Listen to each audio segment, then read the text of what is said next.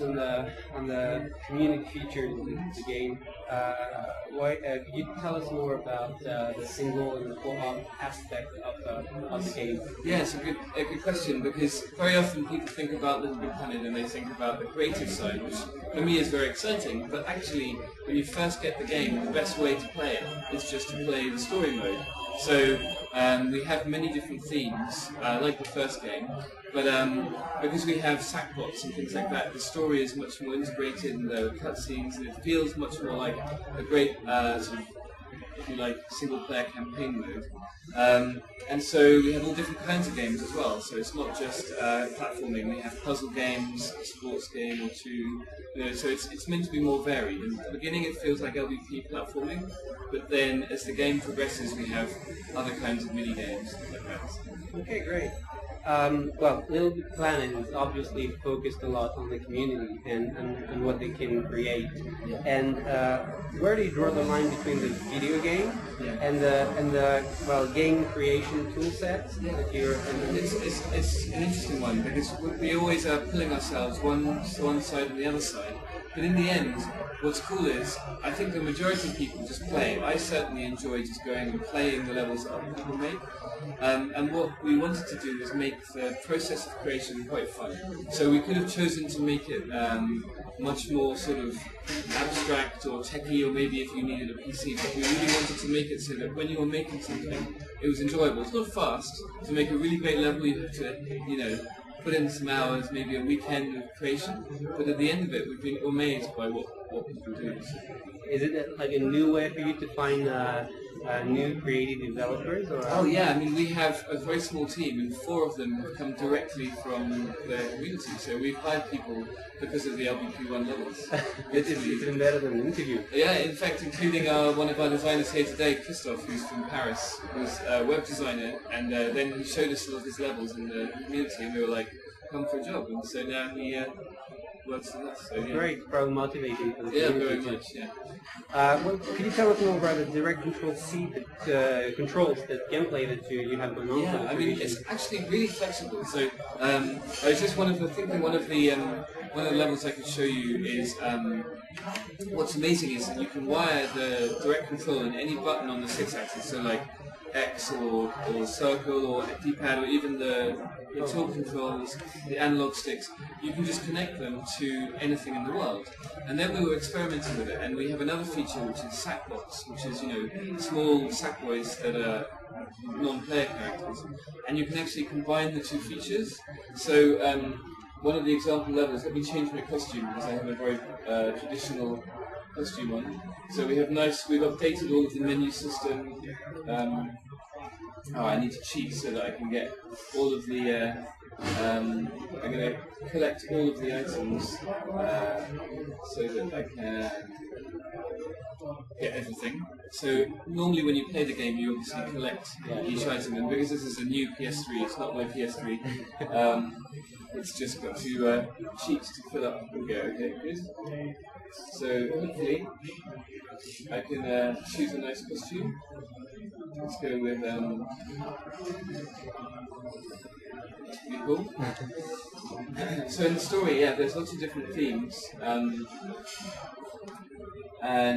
one of them is called Eve's Asylum, and you meet this character Eve, and she has invented a machine for creating life, but it's all going a bit wrong at this point in the story.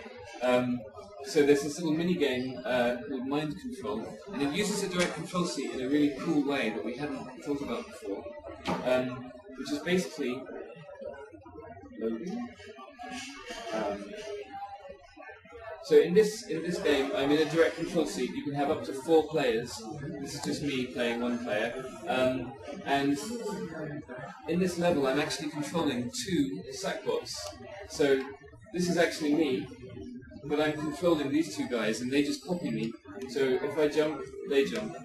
And the idea of this puzzle is you have to get them both to go in the blue zone. So if I go back, I've completed that stage, and we go on to the next one. It's a very simple mechanic using direct control to control sackbots, and gradually the puzzles get harder and harder. And this is just one of about 60 levels, I think, that there are in the game. So is just a simple use of direct control. You can also use it obviously for things like vehicles as well, which is a great way of let's see if I can. Each one gets harder and harder and harder. So yeah. Okay, great. In the first game, because of trademark issues, some levels that players created had to be removed from PSN. Yeah. And they probably had taken a lot of time and effort, and most of them were great, actually. Yeah. So, what are your thoughts about that? Is it difficult to... Yeah, I think it is difficult. Actually, funnily enough, for copyright issues, obviously we will, if someone owns a copyright, we will always respect them. But the main thing for moderation is actually to protect people from, offensive stuff. And what we found is it's a double-edged sword, because you want the community to have a good experience and to remove basically anything that's horrible. And sometimes mistakes are made, and so for LBP2 we've learned a lot, and I think now things are pretty good. But we're also building new tools for the moderators. So for LBP2, because it's backwards compatible as well. So with LBP2 you get all of the levels of LBP1 in the game from day one. It's pretty cool, and all of the costumes you have are compatible. So we've got new tools to help us to judge when is something genuinely bad and when is something worth keeping. And in the end, if you do something, you can always edit your level and republish. So you don't lose it permanently, it's just whether or not it's public, and then you can fix it and re-upload. Okay. I know that you're the technical director of the game. Could you maybe tell us more about the upgrades you've done to the engine? And... Yeah, sure. I mean, there's some really cool effects actually. So this is a simple level, not necessarily the best one to show off the new engine. But for example, we have cutscenes. So now you can record your own voice acting. You can get the characters. So we use the same tools. So if I go to here and I play a cutscene. This is from our story mode, but I love there's some really nice ambient occlusion and some really nice volumetric lighting. And actually, it doesn't matter, you don't have to notice these things are there, but they improve the solidity. So if you look at an LBP1 level that you published and you buy the new game, take a look at your old level in the new game, and it should feel kind of remastered, if you like, remixed. And we also have support for transparency, new particle effects.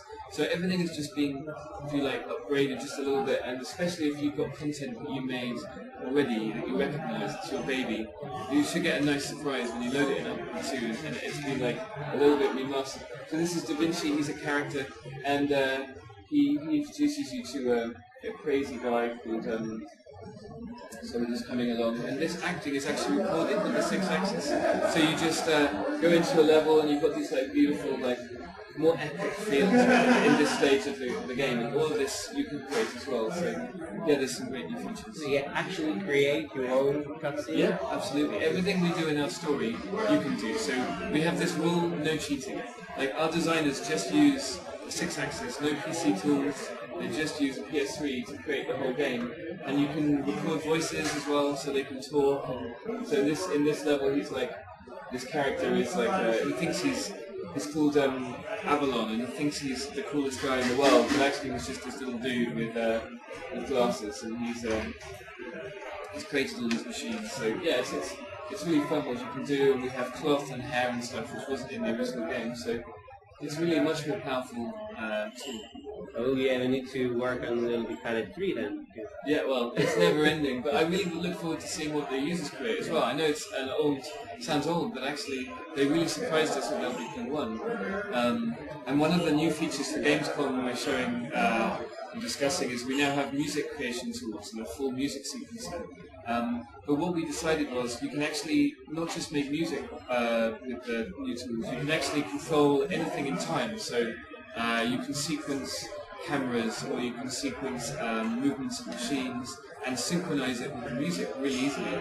And when we made this about 1 month ago, all of our cutscene guys, they had to remake all the cutscenes because they said, "Oh, this is so much better now. It's easier to make." So we've been adding really powerful tools that hopefully will make it easier to create amazing stuff. So. Well, finally, one more question. Many players had serious issue with the jumps in the first game. Yeah. They said it was difficult to do exactly what they wanted to do. Is it something that you decided to change, or? Yeah, I mean, we tried to tackle that to make the game more fun. Like things like there are new character power-ups, so that make things more precise. So in a lot of the platforming levels, bounce pads, for example, are a really accurate way of setting up jumps and leaps that are perfect. That was one of the biggest problems. Was in the first game, if you were setting up a jump in your level and the level moved, then sometimes you didn't make the jump and it didn't feel good. But we tried to balance that with backwards compatibility because we couldn't change something which then broke all of the levels. But I think we've got a good balance, especially with things like the grappling hook as well, which makes you feel very powerful. And the funny thing is, when you play LBP2, you just feel more agile, basically. So yeah, it's even without changing things to break stuff, we've made the game feel very, very fun and agile. So, Thank you very much. no problem, pleasure. So I can do sort of wall jumps here, and oh, don't touch the electricity. Okay, so I'm used to this game. But as you can see, like using the direct control there, he was actually able to change completely the feel of the platforming. You don't have to do platforming with direct control, but this is just one example of how you do it. So I can pull this to pull down another rabbit, and if we were playing multiplayer, you can all just pull these down and get your own rabbits and then play multiplayer. So yes, it's a fun way of like remixing the gameplay, if you like. Fine. And we have many more different kinds of level. Let me see. One more, and then maybe we can. So the other people can actually see. Yeah. Let me see. We'll go for basketball. There's so many levels now that. How many levels do you have? 60. I think 60. I thought it was 50. Yeah, it's. There's some of them are mini games. So so let me see. These are all really cool. Green, black. This is another mini game. Just an example of like a different kind of gameplay. I think this is better with 2 players actually. Maybe this is well, yeah. But I give you an idea anyway. It's probably on the show floor anyway. Is it possible to play the game on the show floor? So this is like just a fun little version of basketball where you have to throw it through the hoops, and so it's the example of a competitive mode. So obviously on my own it's not going to be much fun, but if I was playing with a friend I can do like a slam dunk. Let's try again. And these are the bounce pads as well, so 3-pointer. Excellent, I get 100 points. And then the score's another one. If I'm playing competitive, then you have like high scores and we have leaderboards and ranking and stuff. So this is really easy to build. This level was like a bounce pad, some shapes, and you wire this up to the scoring, and you're done. Pretty simple. Yeah, really simple, and really fun. And this also uses a character power called the power gloves. So you can see the characters wearing these like big gloves. And basically, if you put the power gloves in your level, then you can carry things. So in the original game, you could drag, but you couldn't actually carry. So with the addition of the power gloves, it makes it really easy to. So again, perfect. See, I'm getting better. So again, better with 2 people. But just to give you an example of how there are many different kinds of gameplay in the game. There's one called Split Paths, which is. Let's see.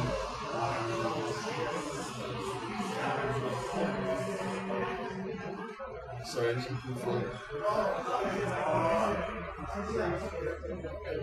We have a level called Pipe Dreams. Yeah, just like the song by Travis. Yeah. It's actually about saving your sackpots. I think we're done actually pretty much. So yeah, we're just filling in. So. This is one of the characters you meet. He's very sad because his factory's been destroyed. So.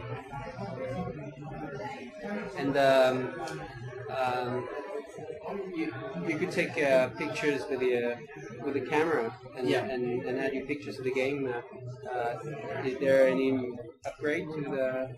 No, that's the same actually as in the original game. So this is a level where you have to like lead your sackpots. I can't go through. There's too much to show. But,